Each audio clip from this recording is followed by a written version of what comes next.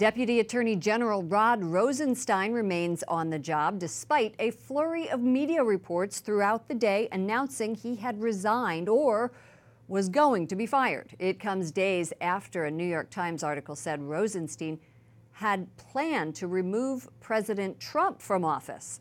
White House correspondent Mark Irons reports. Good evening, Mark. Good evening, Lauren. Rod Rosenstein denies that New York Times report. He was here at the White House today for what was later described as a pre-scheduled meeting, but he reportedly was expecting to be fired by Chief of Staff John Kelly. That did not happen. Now, in a call for transparency, the president says he'll be meeting with Rosenstein later this week.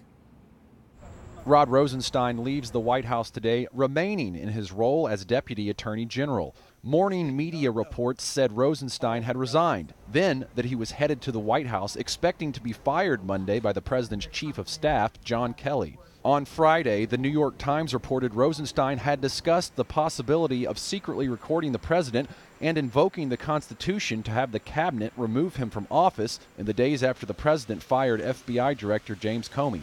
Rosenstein called the report inaccurate and factually incorrect. Today, White House Press Secretary Sarah Sanders released this statement saying, at the request of Deputy Attorney General Rod Rosenstein, he and President Trump had an extended conversation to discuss the recent news stories. Because the president is at the United Nations General Assembly and has a full schedule with leaders from around the world, they will meet on Thursday when the president returns to Washington, D.C. The fate of Rosenstein remains unclear, but the president's frustration with the Department of Justice is well documented. Just look at what is now being exposed in our Department of Justice and the FBI. Look at what's going on.